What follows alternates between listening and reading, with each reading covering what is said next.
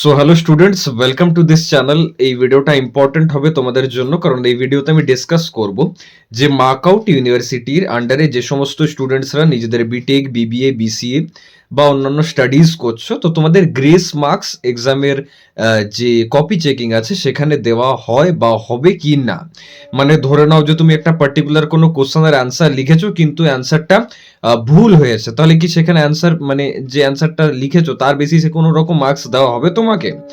বা তোমার ডাউট এটাও আসতে পারে যে দাদা সাপোজ আমি কোশ্চেনের অ্যান্সারটা জাস্ট অ্যাটেম্প্ট করেছি, আমি লিখিনি সেরকম কিছু, জাস্ট 2-3 লাইন লিখেছি, বাট একটা নিউমেরিক্যাল ছিল, তো সেখানে কি আমি মার্কস পাবো? কেউ ধরো এটা জিজ্ঞাসা করছে যে একটা নিউমেরিক্যাল ওরিয়েন্টেড কোশ্চেন আছে, আমি পুরো থিওরি লিখে এসেছি বাট রিলিভেন্ট থিওরি, তাহলে কি আমি মার্কস পাবো? তো এই ভিডিওতে আমি ডিসকাস করব এই ব্যাপারে যে গ্রেস মার্কস বা অ্যাটেম্পটের উপরে কোনো রকম মার্কস দেওয়া হয় কি না, ঠিক আছে? বা অনেকের এটাও ডাউট আছে যে যদি দাদা আমি 20 সাপোজ ওভারঅল মানে যে 70 মার্কস, সেখানে ধরে নাও যে 24 পেলে তুমি পাস হয়ে যাবে, জাস্ট কথার কথা বলছি, মানে অ্যাডিশনে 24 অ্যাড করে দিলেই সি এর সাথে তুমি পাস হয়ে যাবে। তো সেখানে যদি 22 পাও তাহলে কি টিচার তোমাকে পাস করিয়ে দেওয়ার চেষ্টা করবে? তো এরকম অনেক স্টুডেন্টসের অনেকের কোয়েরি আসছিল, এটা আসাটা স্বাভাবিক। অ্যাজ এ স্টুডেন্ট আমি একটা এক্সাম দেওয়ার পর আমারও মাথায় তাই কোশ্চেন্স আসতো ডিউরিং মাই ইঞ্জিনিয়ারিং। তো সেম ব্যাপার তোমাদের সাথেও হচ্ছে। তো দেখো, আমি স্টার্টিং এই ব্যাপার দিয়ে করতে চাই। তোমাকে একটা ব্যাপার বুঝতে হবে যে মার্কআউটের যে কপি চেকিং হয় সেটা অ্যাকচুয়ালি কি প্রসেসে হচ্ছে, ঠিক না? সেই খাতাটা কে দেখছে, মানে কেউ এআই দেখছে নাকি দেখছে, ও দেখছে, কি হচ্ছে অ্যাকচুয়ালি ব্যাপারটা তোমাকে বুঝতে হবে। দেখো, ব্যাপার হচ্ছে যে তোমরা যে খাতাগুলোই এক্সাম দিচ্ছ, যে কপিগুলোতে, তো সেগুলো ডিভিএস পোর্টালে আপলোড হয় এবং ডিভিএস পোর্টাল থেকে টিচার্স যারা থাকেন, রেসপেক্টিভ টিচার্স প্রতিটা সাবজেক্টের, তারা ওই খাতাটা চেক করেন, ঠিক আছে? এবার দেখো, আফটার অল উনি তো একজন হিউম্যান। তো প্রতি সিস্টেম যাই হোক, ডিভিএস হোক, ডিজিটাল হোক, কিছু সিস্টেম হোক, তো সেখানে একজন টিচার এটা ফিল করবেন যতক্ষণ অবধি যে তুমি ওটা ঠিক লিখেছো, ততক্ষণ অবধি তিনি কিন্তু সেখানে প্রপার মার্কস তোমাকে দেবেন না। ধরো আমি যদি আজকে মার্কআউটের টিচার হই, আর ডিভিএস পোর্টালে আমাকে সুযোগ দেওয়া হলো, স্কোপ দেওয়া হলো খাতা চেক করার জন্য। এবার সেখানে একটা ট্রান্সফরমারের ওয়ার্কিং প্রিন্সিপাল আছে, সেখানে দেখা যায় যে একটা ব্লু প্রিন্ট দেওয়া হয়েছে আমাকে, যে ট্রান্সফরমার ওয়ার্কিং প্রিন্সিপালে যেন ট্রান্সফরমারের কনস্ট্রাকশনের একটা ছবি থাকে, আর তার সাথে যেন ওয়ার্কিং প্রিন্সিপালটা প্রপার ভাবে আন্ডারস্ট্যান্ডিং হচ্ছে কিনা অ্যান্সারটা পড়ে সেটা যেন থাকে। এটা জাস্ট ব্লু প্রিন্টে লিখে দেওয়া আছে।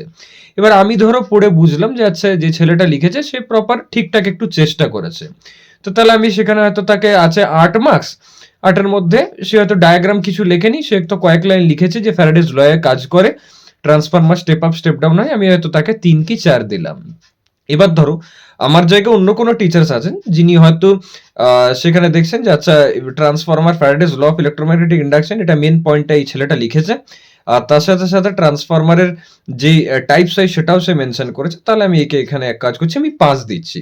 আবার অন্য কোনো টিচার থাকবেন যিনি হয়তো ওই পার্টিকুলার কোশ্চেন আনসারটা দেখবেন যে আচ্ছা, এখানে কোশ্চেন তো জিজ্ঞেস করেছে ট্রান্সফার ওয়ার্কিং প্রিন্সিপাল, আর 8 নম্বরের কোশ্চেন না ডায়াগ্রাম দিয়েছে, না প্রপার অ্যান্সারটা ঠিকভাবে লিখেছে, না কোনো ফর্মুলা দিয়েছে, না কোনো ডেরিভেশন দিয়েছে, তাহলে একে এখানে আমি কি করছি, 1.5 দিচ্ছি। তো এটা টিচার ওয়াইজ ভ্যারি করে, এরকম না যে কোনো ডিজিটালি ব্যাপারটা চেক হচ্ছে মানে লাইন লাইন চেক হবে যে প্রপার লাইন ম্যাচ করছে কিনা, এরকম হয় না। টিচারই তো চেক করবেন, তো যিনি টিচার তিনি আফটার অল ওই সাবজেক্টের এক্সপার্টাইজ আছে তার মধ্যে, তো তিনি তার নলেজের অ্যাকর্ডিং বা তার যে ক্যাপাবিলিটি তার অ্যাকর্ডিং চেক করবেন যে ওই অ্যান্সারটাই তুমি প্রপারভাবে লিখেছো কিনা, এবং তারই অ্যাকর্ডিং তোমাকে কিন্তু মার্কস দেওয়া হবে। হ্যাঁ, এটা বলতে পারো যে টিচার অলওয়েজ ট্রাই এটাই করেন যে আমি যেন স্টুডেন্টটাকে মার্কস দিতে পারি, ঠিক না? একটা টিচারের মানে এরকম তো টেন্ডেন্সি থাকবে না যে তোমাকে যত কম পারবে মার্কস দেবে, এরকম তো ব্যাপার না। একজন টিচারের টেন্ডেন্সি এটাই থাকবে যে যে স্টুডেন্টটা লিখেছে তাকে আমি মার্কস দেবো। তবে এটুকু বলতে পারি, যতটুকু আমি মানে স্টুডেন্টসদের থেকে বা যারা ফ্যাকাল্টিজ আছেন বা আমিও যে কলেজ থেকে পড়েছি তাদের ফ্যাকাল্টিজের থেকেও, এইচওডির থেকেও জেনেছি, সেটা হচ্ছে যে যদি রিলিভেন্ট লিখে আসো না, তাহলে অ্যাটলিস্ট কিছু মার্কস পাবেই পাবে। এবার হ্যাঁ, কত পাবে সেটা বলাটা difficult, because it varies teacher to teacher, ঠিক আছে? ওই টিচার যিনি খাতা দেখবেন তোমার ওই পার্টিকুলার সাবজেক্টে, তার উপর অনেকখানি এটা ডিপেন্ড করে। রিলিভেন্ট লিখেলে কিছু নম্বর পাবে এটুকু বলতে পারি, কারণ আফটার অল টিচার্সরাও দেখেন যে তুমি ঠিকঠাকভাবে টপিকটা অ্যান্সারটা লিখেছো কিনা। তো সেখানে যদি অ্যান্সারটা নাও থাকে, অ্যাটলিস্ট যদি রিলিভেন্টও কিছু লিখে আসো, বলে না যে সাদা খাতা জমা দেবে না, কিছু লিখে আসো, তো সেই ব্যাপারটা খুব ইম্পর্টেন্ট। তো আমি সবাইকে এটাই বলবো যে এই ব্যাপারে কেউ ভেবো না যে গ্রেস মার্কস থাকে কিনা বা 22 পেলে 24 করে দেওয়া হবে কিনা, এরকম তো হয় না।